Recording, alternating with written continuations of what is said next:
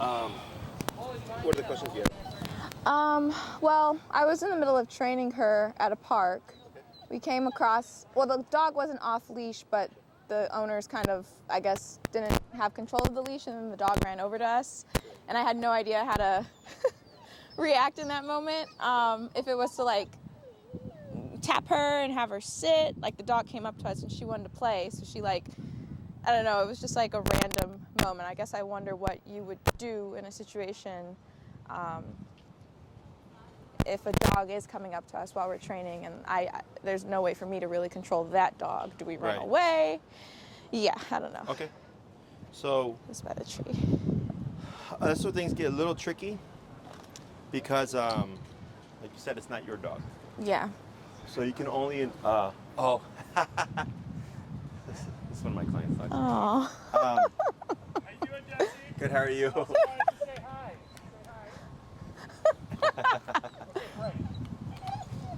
Now tap here. So, in my book, one, you have the right to defend your dog. Yeah. Okay. And you should, because if you don't, it creates distrust, and the next thing you know, your dog may have behavioral issues. So how this works is, I've had clients before where a dog will charge them off leash.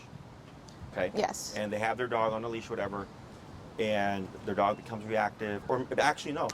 Actually, we had a client. His name's Taco, golden doodle, mini golden doodle, small little guy, social, all his life, and then got attacked or charged by an off-leash dog one time, and like a light switch. The next day, leash reactive, couldn't socialize with dogs, starting fights at the dog park because it creates distrust. So what happens, and it's interesting with dogs because dogs don't generalize things, except for a negative experience. So like for instance, sit at Oz Park and sit at home are two different things. Okay. Okay. Yeah. But then a dog could have an off-leash encounter, a negative one, and then the next day, I don't like any dogs. You see, so that's a generalization. So dogs are weird like that. Yeah. Lots of times in my career that has come up as an issue of my dog was great until this happened. It's usually an off-leash dog charge. So because we don't know how to handle the situation and we tend to want to avoid conflict, we tend to just want to withdraw or hold our dog back and like, call your dog, right? And this is like just chaos. Yeah. And that's not how a dog would handle things. So like if an off-leash dog were to charge one of my dogs and they perceive threat, what do you think they would do? Charge back. Yeah, fight back. Yeah. Right? Because, and it doesn't matter friendly or unfriendly, you have to think that the dog is making a decision within a second. So it's kind of like with police officers. They're taught to assume threat. Like anytime they walk up to a vehicle, even if it's a routine traffic stop, they're taught to assume threat because it puts you one step ahead. Yeah. Okay? Yeah. Because if they just assume everybody's nice and they get an encounter with a not so nice person, that's their life in danger. Yeah. So dogs think in that realm because they're primal. Yeah. Okay. So in that split second, if my dog were to attack that oncoming dog, that does not make my dog aggressive. That's my dog defending itself. Okay. Okay.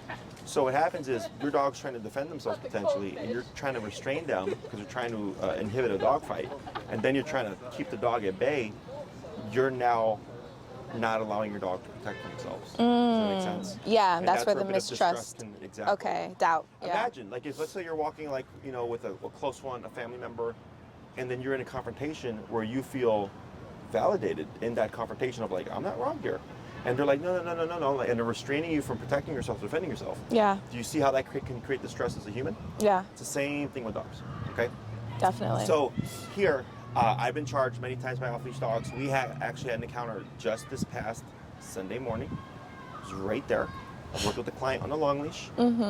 Guy's dog, he had two dogs off-leash, and one of them and he was over there where that lady is sitting. Yeah. Sunbathing, Yeah. right there, and we were right here. That's like 200, 300 feet away. Yeah. Okay. Dog walking over, and I go, call your dog. And he's walking, and I guess he did or something. I'm like, call your dog. Yeah. He's like, I did. And he's like, just like walking like this. And I go, call your fucking dog. Yeah. And he was like, fuck you, you asshole. And I'm like, do you not, because the dog I was working with was not a social dog. It was a dog, aggressive dog. Yeah. And his dog had a muzzle on, so I wasn't concerned about his dog. And I could see his dog was an older dog. This dog. Yeah. So then it became a 3 to 5 minute back and forth, a bunch of fuck yous being said and all that stuff. Yeah. And I was like, I don't care about your dog. It's about this dog. And Yeah. then the owner's sitting there like trying to protect his dog. And it's a big old problem, right? And the guy thinks I'm the asshole. And so that I at one point just backed him. I'm like, look, if your dog gets bit, man, it's not my problem. Yeah. You know? Because legally, as far as I understand, and you may want to, I always tell my clients, always double check. If your dog is on leash, you're not liable. Okay. It's like, let's say there was a dog fight and Queenie did bite that dog. Because that dog was off leash, you're not liable. Because your dog was on leash. Okay. This also applies to within the property. Let's say your dog is within your yard, fenced in yard and everything. Somebody reaches their hand in to pet your dog and she were to bite them, you're liable. I'm liable. Yes. Because your dog was off leash even though it was within your property. Okay. Okay, I know, it doesn't make sense. It does Okay. not make sense. So just remember that. Because people are surprised. Because they would think Okay. out here, like, it makes sense, right? Off leash dog, whatever. Yeah. But even on your property, if your dog is off leash, you're still liable should your dog bite someone. Okay. Okay. Wow. Yes. So, but as long as they're on the leash, as far as I'm aware, you're not liable. So, in that situation, typically, because I moved the dog myself physically, I pulled the dog away, pushed the dog out, and I was like, "Come get your dog," and he was just taking a sweet ass time. Yeah. I've kicked dogs because I remember there was one time where I was walking and I had my 3 dogs and 2 aggressive dogs here. They used to do pack walks, like Cesar Milan. Yeah. And I was walking through Little Village, and I was on Cermak, which is a fairly busy street, and I'm Very going busy. east on Cermak, just walking my dogs, and this lady turns around the corner, 3 Shih Tzus off leash. Okay? Yeah. And one of them, right away, starts running and charging at my dogs, and I'm like, as I'm walking, I just go, boop, sent that dog back 2 to 3 feet, and I kept walking. I didn't acknowledge her. Yeah. Because Yeah. it's Cermak, and you're turning around the corner with 3 dogs off leash, Yeah. right? You think just because the dog is small, it's just okay, Exactly, or but nobody's it's gonna not. mind it. Yeah. And I had these 2 aggressive dogs here. Yeah. Okay, now nobody did anything, but had those dogs come into the space, I would have had 5 dogs plus her 3 in a dog fight. Yeah. Yeah. Right. And she would have been pissed, and Correct. it would have not I have even a been. client who doesn't live far from here. Her dog became dog reactive, just mishandling over time. Okay. And then, for whatever reason, after she started training with me, she had like 5 off-leash dog encounters where she's like texting me like, Jesse, like I had to fucking kick the shit out of this dog to like back him off because he charged me off-leash. And she's like, and I'm sitting there with my dog, you Yeah. know, and her dog's like flipping out. And I'm like, yeah, I'm like, because now it's a bigger problem if there's an actual dog fight. Now you got vet bills, now you got wounds and sutures and stuff Yeah. like that. I had somebody say that the dog got, one of my trainers, a current client that we have right now, had 2 dogs killed by her neighbor's dog because he just got out the yard, charged her dog, shook him, killed him. Yeah. Yep. Yeah, Yep. because she had little Malteses, Yeah. 2 of them. You know, so that's Yeah. the stuff that people don't think about, and then you're the bad guy. Exactly. Okay, so, and I had this happen to me. I was at a park. I was at a dog park with the client. I had my 3 dogs. She had her Labrador. Normally, I always keep my eyes on my dogs, but I got too involved in conversation that I forgot about my dogs. And I hear my Chihuahua screaming. It silly sounds like, it sounds like he's screaming. So I turn, and her pit, this lady's pit, is paws crossed over my Chihuahua, teeth completely just bare, pinned down. Yeah. She goes over, as I'm walking over, like, hey, I'm trying to break it up. She pulls her pit away, which is a big no-no, because that Yeah. can incentivize more of Pulling. an attack. Yeah. She pulls her dog away, doesn't say sorry, is her dog okay, asks nothing about my dog, Yeah. doesn't leave, just goes back to what she was doing, which is playing fetch with her dog. So I go, all right.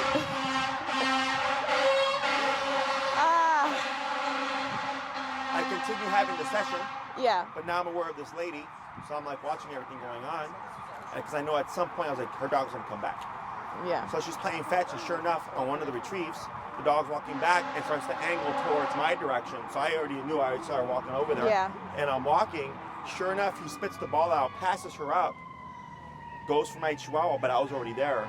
Boom. Set them back 2 to 3 feet. Yeah. Okay. What the fuck you doing? My dog, you just kicked my dog. Oh my God.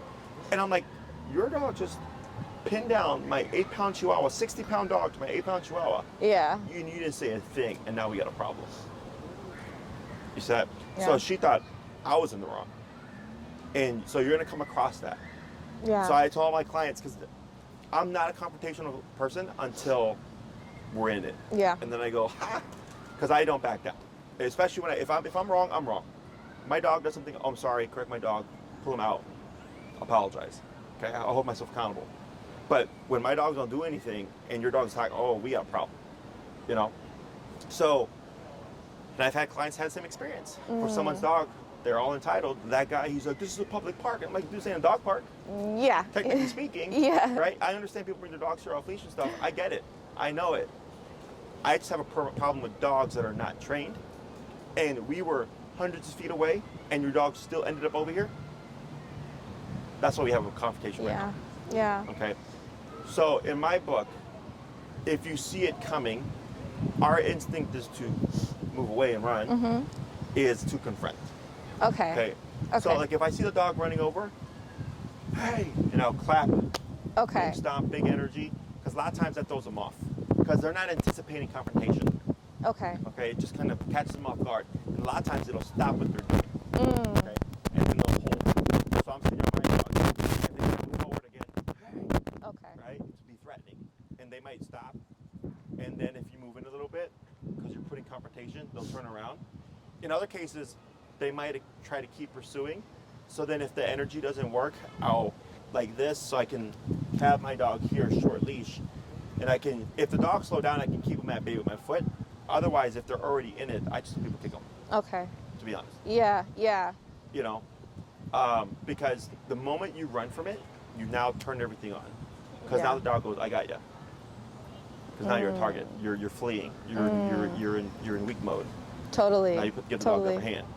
So it's best to actually confront, and make your decision. Like if it's a big old Rottweiler running towards you, like you might not want to confront that, right? I wouldn't want to confront that. So unless there's an immediate exit, it might be my dog's got to defend themselves. I'm going to help my dog defend themselves because that's the best scenario. I think in this, like it happened really quick. It wasn't like a super threatening dog in my opinion, but I like dogs, so it's like. I like dogs too, but at the same time, it's like you have to think for her. Yeah, 100%.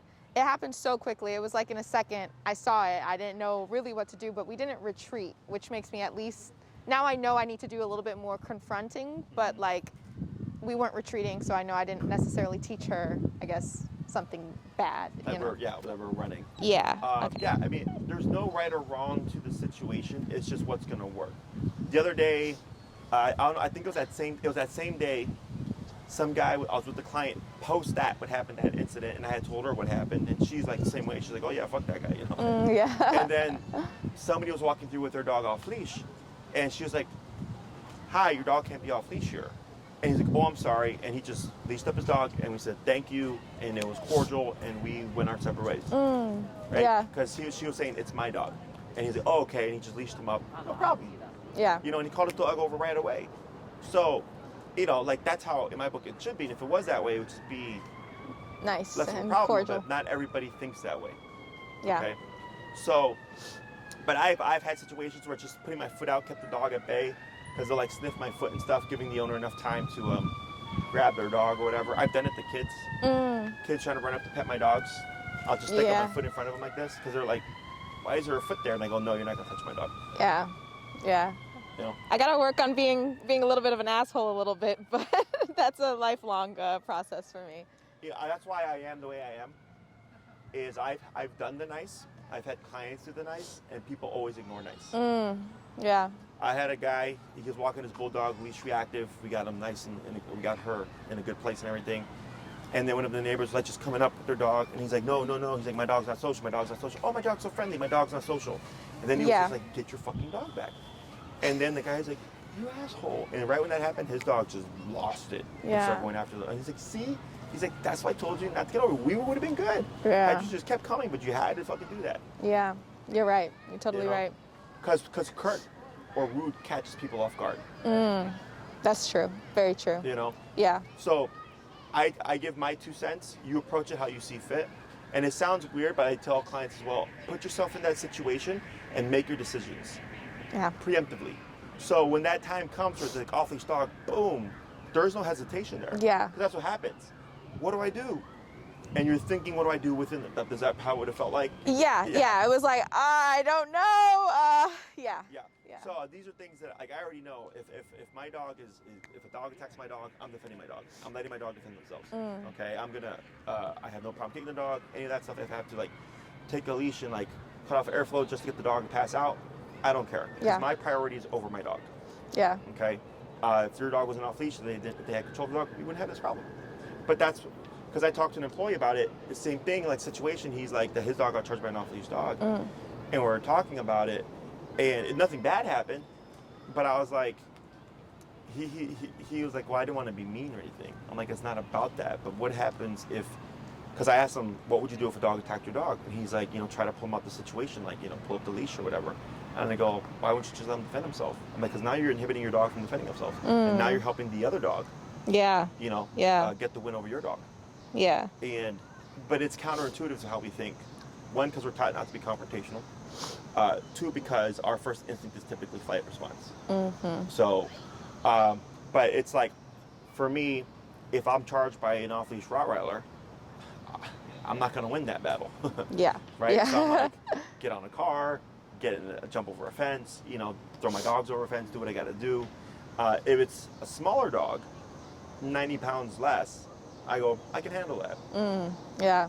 And so, because having those decisions preset, because I've not had this happen to me personally, but that now you're taking on the risk.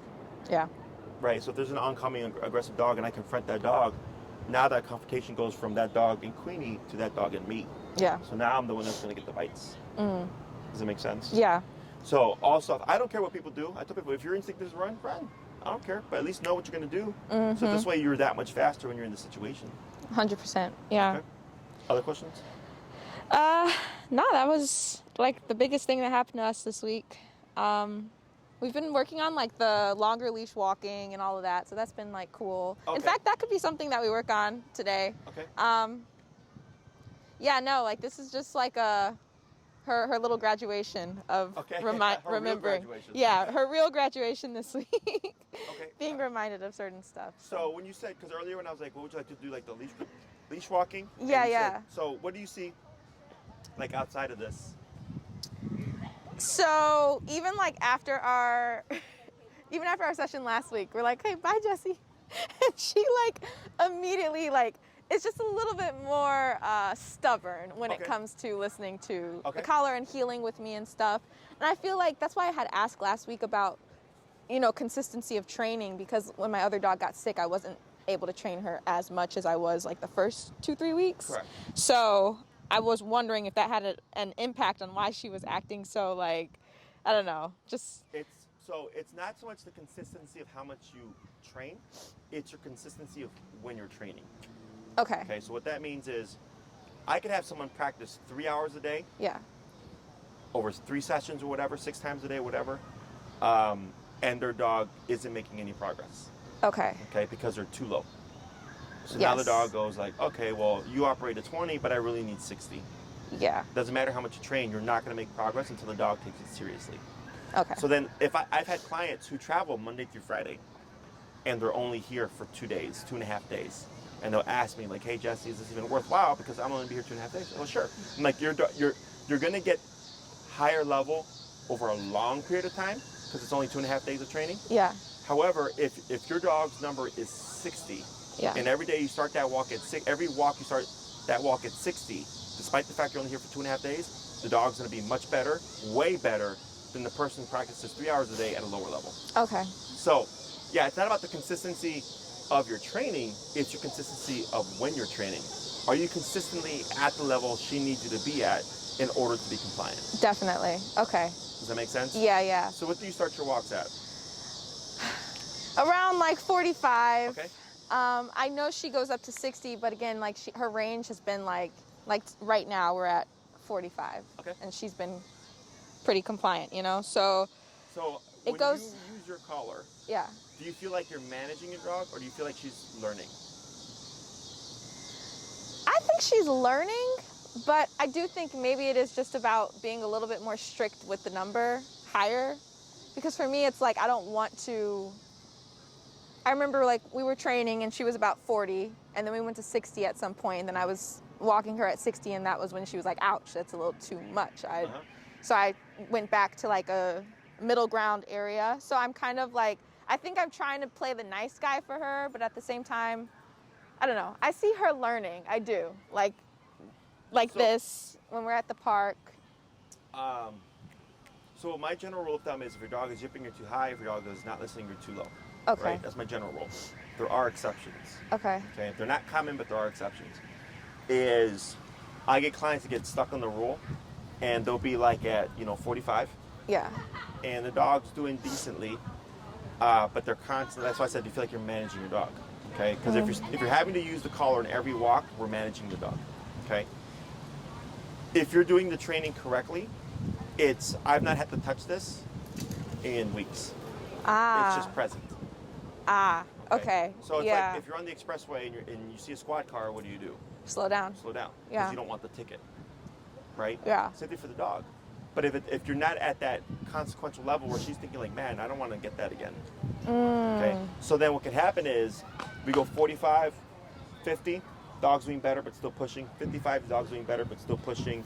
60, the dog's doing better, not pushing but yelping. Yeah. Okay.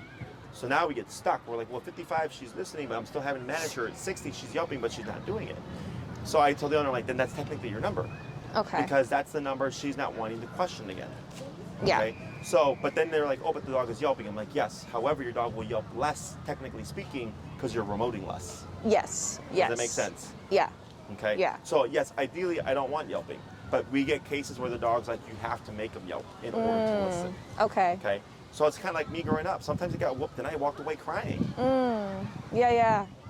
Same, You know, like there's not. If I got whooped and just walked away, it didn't mean nothing. So that's the same thing for the dog. Okay. So it's just hard for the owner because like I feel bad because my dog's vocalizing. Well, because you've been doing this now 7-8 weeks, Yeah. and heel was the first thing that we taught. That should be done. Yeah. Okay, so I'm confident it's the level's too low. Or like when we were doing the long leash stuff, Yeah. remember how she was like just zooming around and stuff, and we just kept going up higher.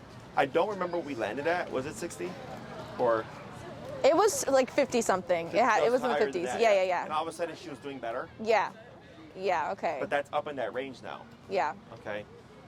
So what I would do is if you go on a walk, I'd be at 60. Okay. You're walking with your dog. She gets ahead of you. What do? And Abruptly turn and click. Yep. Turn and tap. Right. Yeah. Let's say you do that at 60. Boom. She's at your side. Yeah. And then you walk for 30 minutes, no pulling, no problems, no reactivity. Okay, then you go on your next walk, you're at 60. She pulls, turn, tap, boom, right? Back at your side, you walk for 30 minutes, no problem. Go to the next walk, heel, we walk. She doesn't even try foraging. So 60 got you 2 perfect walks, and then on the third walk, she was like, you know what, I'm not even gonna do that. Yeah. We're just gonna walk, Okay. okay? Yeah. So, and we had to make, that's why I asked you, I was like, because I had another client who just kept going up but wasn't turning. And their dog was yelping. Okay. And then I'm like, show me what you're doing. Because they're like, it's not working. I'm like, show me what you're doing. And then they sure enough, they weren't turning. So there was no obvious thing of this, don't do that. We're doing this. Yes. And as soon as we added in the turn, no problem. Yes. It doesn't seem like much, but it helps for the dog understand, oh, I'm supposed to follow your lead. Because I got 60. When I turned around, you're going the opposite way. Yeah. Okay? Yeah. So Makes it's- sense. It's being strict, higher number, and just making sure that we're practicing things correctly. Okay. That's why I always tell my clients, show me what you're doing, because I want to see what you remember. Okay. Okay. Yeah. Everybody misremembers stuff. Everybody lets their own theories kind of like come into play. You know, it happens all the time. So I'm like, show me what you're doing. Okay. What are you doing? Okay. Nope. I never said that. Okay. Why are we doing that? I never said that. Okay. Yeah. Like, oh, I'm using the vibrate now. Like before, instead of the tap. Never said that. And that's why your dog's having a problem. Okay. Yeah. No, I'm not using vibrate. Yeah. Yeah, we're doing that. That's definitely it. Definitely the number. The other thing, like sometimes we do go on walks with my other dog, and I did start That's wondering. gonna be harder. Yeah, I started wondering about that a little bit when we're going to the park. Like How old's your other dog again? 15, almost 15? 16. Would you walk him on like a harness? Nah, he's on like a leash. Like this is actually his leash. Her Like leash a is the pink like one. leash flat collar? Yeah. Is he a big puller or no? He's not no, because he's slow and yeah. Okay. So that shouldn't be too bad, but what happens is when you walk with more than one dog, the other dog can give the other like her energy, so to speak. Okay. Where they go out like more in this kind of escalated state. Yeah. And then it's harder because then, well, like if that dog gets out of, or she gets out of position, you got this dog. You're trying to turn to correct. Yeah. So that was happening a few times with them. My other dog's name is Checkers. So like, he's not a big puller, but like say we're on a walk, we're at the park, and he just really wants to sniff that. He's a sniffer, so he's like, I want to go that way. I just was like, maybe I shouldn't try to correct her right now because the turning was just What off, you would and I have didn't to know. do as a band-aid, because you're going to come across situations where you can't turn around. Okay. Yeah. Is like, let's say you're walking and there's just a bunch of people behind you. Okay. Can't turn now. Yeah. Right? What you can do is you can keep walking and tap to bring her back, but you'd most likely have to be even higher. Okay. Okay, so like I might be walking and do a tap on 90 to get the dog to jump back. Okay. And now they're paranoid about forging ahead, but that's because I can't turn in the moment. Okay. Yeah. Okay? Some dogs, a lot of dogs, it can work. Every now and then you'll get one where it doesn't work. Okay. Okay. So then don't be surprised if you could be 127 and you're like tap and then she jumps back and she's just kind of like, you'll see this kind of behavior like this because she wants to get ahead of you. Yeah. But she knows she might get a really harsh hit. So like, or if you walk with another dog that's not trained and it's like an older dog and it's like, okay, like I need to walk two of you because I just don't have the time to do all this other stuff. Yeah. You know, one and one. You most likely be higher as well. Okay. Okay. Yeah. It is interesting, like going to a new place, like for example, the new park. I do wonder if when I'm on the walks with her with the higher numbers, she might just like turn out to be fine because, you know, she used to be a harness dog and now she's not. So that alone is like, okay, I know she's done some good work. But like we would go to the park and she'd be like pulling, like let's get there, and I didn't know if I should tap her to get her back or, you know, like that's what I was doing. And I'm like, is this If you've wrong? said the word heel, then the answer is yes. Okay. Once you cue the word heel, at my side. Okay. Okay. Now let's say you go to a completely new place, like Yeah. you just mentioned.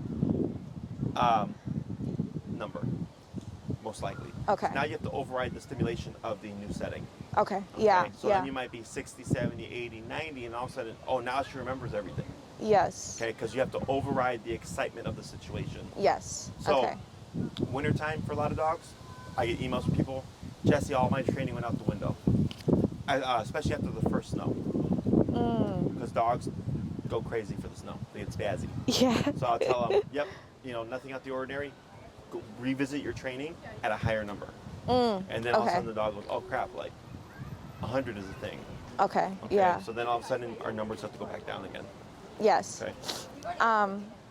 There was one more thing that I was. Oh, the thing that does sometimes bother us, and it's not something that I guess we can practice, but like getting her out of the car, wanting her to like sit before the door opens, stuff like that. Like she's always like, so we have one van and the door is like one of those sliding doors, and I just want it to be open fully before I cue her to come out. But like it's hard if I'm outside of the car and she's like ready to jump out if I open the door from the outside. Do I tap her from the outside to get her to sit? So what you would do is you go to open door, pull the handle until you see her trigger into like crazy mode. Yeah. You would just start tapping Okay. and then slowly bumping Okay.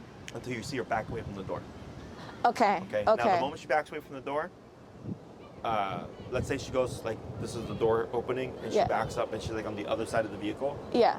Then you would go to open. Okay. Slowly. Okay. Because then as you're opening it, she might think, now's my chance. I close it, start remoting until she backs up again. Okay. You go to open it and then she's holding there. Break. Now she can come out. Okay. Okay. So I wouldn't worry so much about making her sit. Make your life easier. It's just don't run out the door. I don't care if you sit, stand, lay down, jump on the seat or whatever. Just don't run out the door. Yeah. Okay. Yeah. So you would start with Doors closed, like you're gonna open it. The moment you see her get extra excited or whatever, you start tapping and slowly just bumping 60, 65, 70, 75, 80. Till eventually you might see her jump back. Yeah. And then we want to see movement away. 'Cause Okay. movement away is disengagement. Okay. And you're making her not want anything to do with the door. Yeah. Then you go to slowly open, anticipating the dog might try to rush through. And if they rush through, just go to close it, just to shut them out, or close it all the way, and then tapping to back them up. So then you can open and close, Okay. break, Definitely. and okay. then back in again, and then repeat. It's all about repetition. And eventually you do that 3 to 5 days, and then you're applying it during your car rides and stuff. Yeah. You'll start to see her just hang back. Okay. Okay. Yeah, because that's been. Because she's assuming when I see that door open, I can just come out.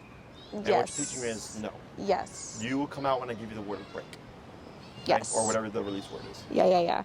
Other questions? Let me think. Checkers.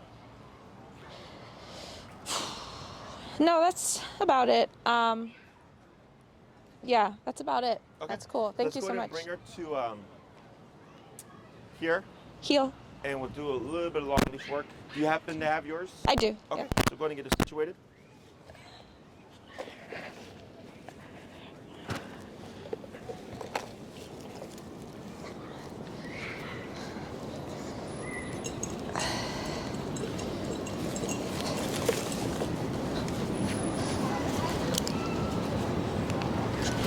Sorry, so.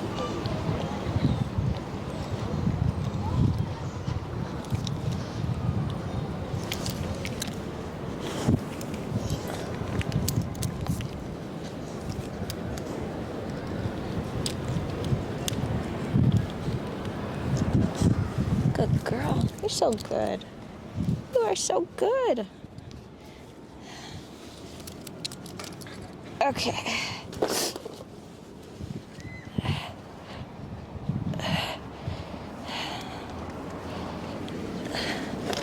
Alrighty, so go ahead and bring her over here to this little open space, and then just show me what you remember and what you practice, okay? Okay. You know, this is crazy. I literally just detangled this. I know. Like, okay, here we go.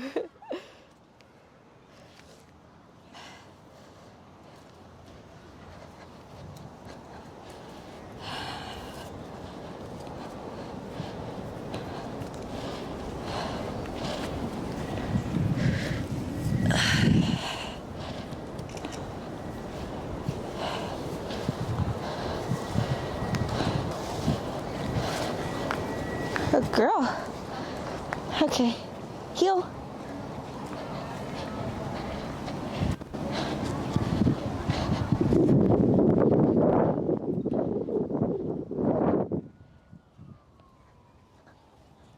Were there taps there? Huh? Were there taps? No, no taps. Oh, tap her? Yeah. Eeh.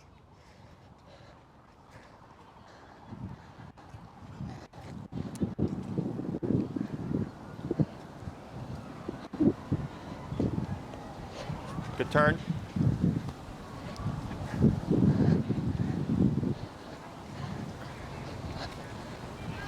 Tap, tap. Try the left turn. Left turn? Yep. Like this? This one? That's a right turn.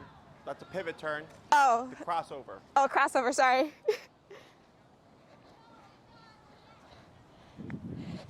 There you go. Good job.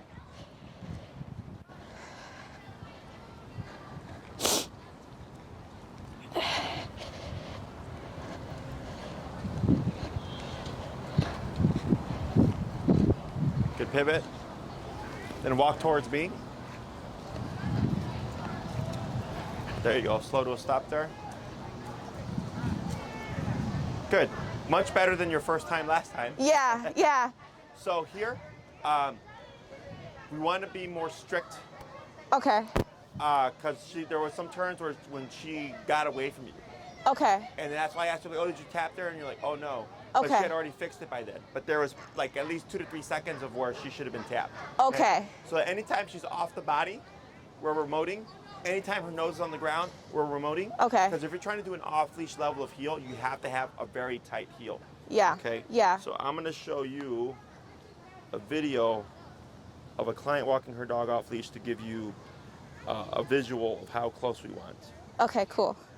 Um, That's good to know because, yeah, that happens a lot where she'll correct it after, a second, and then I'm not sure it might be too late for me to tap her then or whatever. Sure. Yeah, no, it's never too late. Okay. So here, see how the dog's like right his there. neck or right Yeah. shoulder is right next to her left leg? Yeah. That's how he walks. Okay. So, and his thing is squirrels. So like she's practiced around squirrels and stuff. Mm-hmm. So we don't want nose in the ground or anything like that. We would correct all that stuff. Because if you give any gap of space, that becomes them taking off prematurely. Yes. Okay? Yes. So we always want them as close as possible.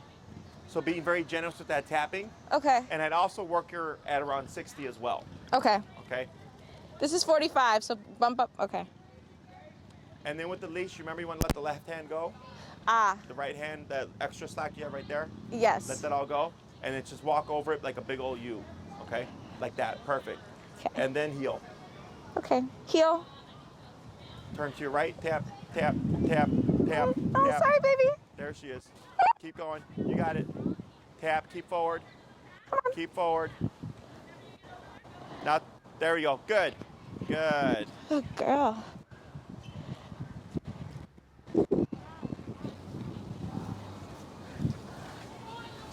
Good girl. Stay with me, baby. Good girl. Go ahead and speed up.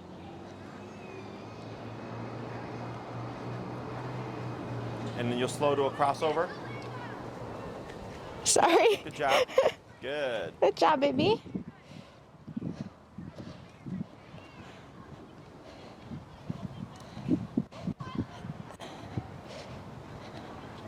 Good pivot. There we go. Tap forward. Good. Good girl. Get ready for a crossover. And you'll keep straight like that. And keep forward. Oh, Good. okay.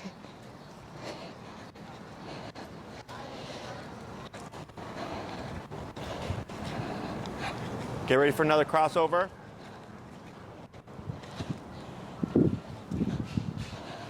Good. Tap forward. Right, because you saw how she gave that space there. Tap Yeah. forward, tap forward, tap. There she goes. Now turn to your right. Good turn. Good. Turn to your right again. Good. Then turn towards me. There we go. Now slow to a stop right here. Excellent. Good Okay. job. So when you were turning away from her, did you see something? I was very focused. Like, see something in her? Yes. What was she doing? Checking in, or she looked. I don't know specifically, but she looked a little nervous. Yep. Yeah, because she didn't want to get the tap. Yeah, she was attentive. And what else? Man, what did I see you do? She sped up. Oh, okay. Yeah, When yeah, you yeah. turned away from her, she looked at you Yeah, and yeah. ran up like that, right? Because yes, she wanted to avoid the tap.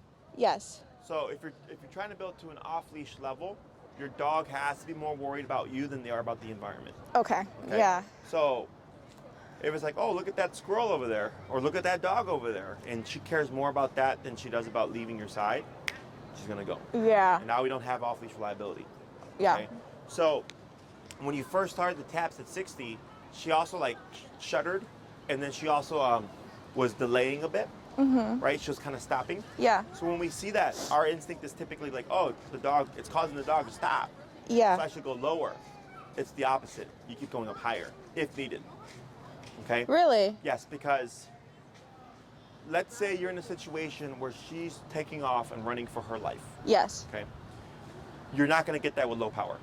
You're Yeah. probably going to have to be maxed out in the collar. Almost always, anytime anybody's ever told me, like, oh, my dog took off on me from a firework, whatever, it's always been 127. Okay? To get them to stop? To get them to stop and return. Oh, okay. So here, we're in a controlled context. Yeah. She can't get anywhere. She's on the leash, right? that if you're tapping her and she's thinking, hey, I don't like this, 60 sucks, I'm gonna try to run away from it. Well, what happens in an emergency when you have to be at 127? Yeah, yeah. Right? You'd have to work her through that within the moment. Yeah. So what I tell my clients to do is, when you do this stuff, like your recalls and your long leash heels, is you're at a higher number, and then you work the dog through it. So the dog learns like, okay, when I feel more pressure, I shouldn't try to avoid pressure. Yeah, okay. Or run away from it. I should run to mom. Yeah. So this way, if you find yourself in the moment where you have to max out the collar, she's already done it before. You've already done it before. She knows that running away is not an option. Yeah. In return. Yeah. Okay. Is she learning it when I just go to 60? So even if I go to 175 if needed, she would associate that with coming back to me. Is that what you're saying? Yes and no, because the level of pressure, every dog is different. So like what I tell my clients to do is as a part of proofing. Yeah. Proofing meaning like the finishing touches. Yeah. Is to go out with their dog and they'll max out the collar. And they'll have their dog in the long leash. Okay. And then randomly, with no words, no comm, nothing, just start tapping at 127 to see what the dog does. Some dogs will try to run away. Okay. Some dogs will run back. Okay. So if you tap her at 127, like let's say in 6 months when you feel like you've done everything you could do and she's great, Yeah. that's the final step. And I leave it optional to people because some people are like, I don't like that. And well, that's fine, but if there's an emergency, this is where you might have a problem. Yeah. Is if you're at 127 and you tap her and she runs away from it, you have to work at 127 to return. Yes. Okay. So that this way, in the context of there's an emergency, I'm at 127. Again, she's done it before. You've done it before. You're gonna have a much higher chance of returning your dog. Yeah. Because you're trying to override the fear of whatever's happening within the moment. Okay. Yeah. And it actually happened to a client of mine who lives not too far from here. After the second class, before the third class, we hadn't done recall yet. Her yeah. dog took off on her from the dog park and was running towards the street because a friend of her, one of their dog friends, was walking across the street on the sidewalk. So she had to go to 127 and continuous, and she returned her dog. And she asked me like, hey, I don't know if this is right or wrong, but this is what I did, just so you know, because she didn't want to have. She's like, I don't want to have screwed up the training. She's like, but Nash took off on me, and we hadn't done recall, and he was running towards the street. So it's either he runs in the street, or I have this tool, and I gamble returning my dog, or he hits the street anyways. Yeah. She returned him. Yeah. And then she was 127 continuous. And I said, yes, that is correct, because that is an emergency situation. She's not the first person. She's not going to be the last person. Is this the continuous button? The second smooth one. Yeah, So yeah, that's yeah. what I call like the emergency button. Okay. Yeah. So like, if like someone blew up a firework and Queenie just took off, and you're like, come. If she's scared of the fireworks, she's running in fear. It's against instinct to run towards danger. Yeah. Like you wouldn't run into a burning building unless there's some incentive for you, a family member, Queenie, right? Yeah. Something very important to you, to go against your instinct of going in the fire. Yeah. You want to get away from the fire. Same thing for your dog. So she hears a firework. She doesn't know it's a firework. She just knows it's a big, loud, scary bang. Want to run away from it. So when you call her, chances are she's not going to respond to the obedience. It's not about obedience. It's about running for their life. So now you have to make them more scared of running away from you, technically speaking, than they are running away from that big, loud sound. Yes. Okay? Yes. So this is something that I suggest people do once they've done all their conditioning and all their training, and you feel like she's doing really good. Yeah. Then we go into that last phase of like, okay, out the park, random, 127. And then if she does it, great, praise, pretend like it never happened. And if she doesn't do it and tries to run away from it, you have to keep her there. And then you start to move back and pull to help lead her like, here we are. Yeah. Okay? Yeah. And I suggest that it's kind of like a fire escape plan, hoping there's never a fire once a year. Yeah. Just keep always with the leash on and stuff for controlled contacts. So should that ever happen to you, you're well prepared. Yeah. Okay? Yeah. I'm just thinking. Yeah, I know. Someone's been posting on Instagram lately. Their dog took off on them, and it's just really sad. Like, Do you follow us on Instagram? I do follow you guys. Did you see Yeah, the yeah. video I put up? I That feel guy like that took off? The dog's dog? No, okay, you told me last week, and Instagram has the algorithm now, so like I used Sure. to see your videos It's like all the the time. last video or the video before the last one. You'll see it while we teach recall. Okay. Literally took off and almost got hit by a car right here, all Yeah. on video. Yeah. Okay. So I would check it out because that's what we train for. My other client is here.